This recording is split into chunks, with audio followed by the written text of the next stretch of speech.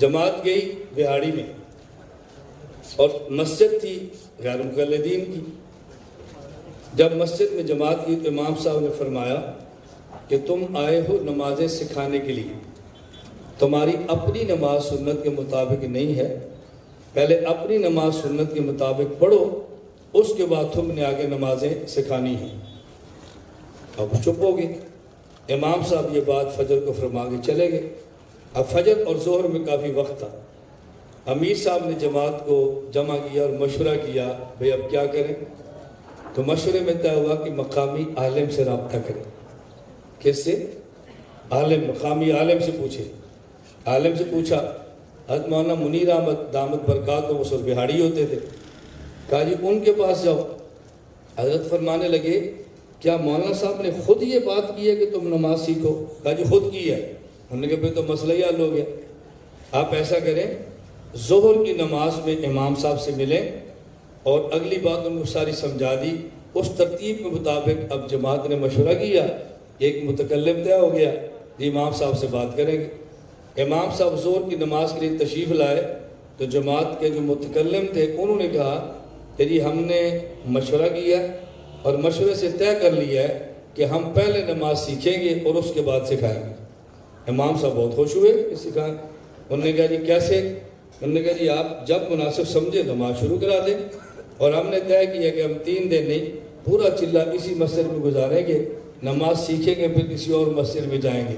تو آپ کب شروع کرتے ہیں سکھانا؟ مغرب کو۔ امام صاحب مغرب کو کچھ کتابیں لے آئے۔ امام صاحب کو یہ تو نہیں پتا تھا کہ مشورہ کر کے بیٹھے ہوئے۔ جب مغرب کو امام صاحب آئے، نماز ہو گئی، ہاں بھئی سیکھو۔ اب کاغذ اور پینسل لے کر جماعت بیٹھ گئی۔ انہوں نے کہا امام صاحب فرمائیں، لکھوائیں۔ امام صاحب نے کہا جب رکوع میں جائیں تو رفع دین کرنا ہے۔ متکلم نے کہا جی جب رکوع میں جائیں گے تو رکوع کی بات ہوگی، ابھی تو ہم نے کھڑا ہونا ہے، پہلے ہمیں کھڑا کریں، پاؤں کے درمیان فاصلہ بتائیں، آہستہ آہستہ آگے چلیں گے، رکوع تو بہت دور ہے۔ امام صاحب نے کہا کیا مطلب؟ انہوں نے کہا جی ہم پہلے پڑھیں گے سنت، پھر پڑھیں گے فرض۔ سنت ہوتی ہے اپنی اپنی، فرض ہوتا ہے جماعت کے ساتھ۔ ہمیں یہ بتائیں کہ جب ہم سنتیں پڑھیں تو پھر پاؤں کے درمیان فاصلہ کتنا رکھیں؟ اسپیکر کو کیا ہوا بھائی؟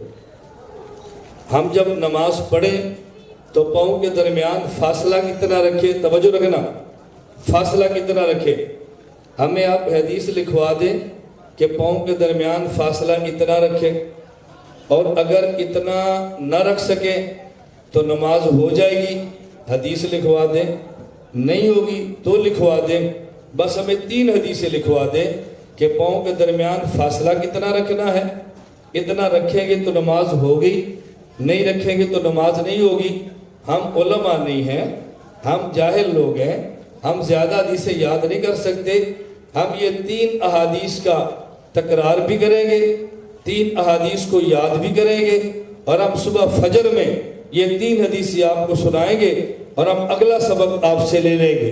امام صاحب ان سے کہنے لگے میں تمہیں کیا بات کہتا ہوں، تم کیا بات کرتے ہو؟ انہوں نے کہا امام صاحب ہم آئے ہیں رائے گڑھ سے، اور رائے گڑھ والے فرماتے ہیں اللہ نے کامیابی پورے دین پر چلنے میں رکھی ہے، تو ہم نے پورے دین کی بات کی ہے، پوری نماز کی بات کریں گے، ادھوری کی بات ہم تو نہیں کر سکتے۔ اب جب یہ بات شروع ہو گئی، اب امام صاحب نہ آئیں نہ بائیں نہ دائیں، بات مشکل ہو گئی نا، اس آگے وہ چل نہیں سکے۔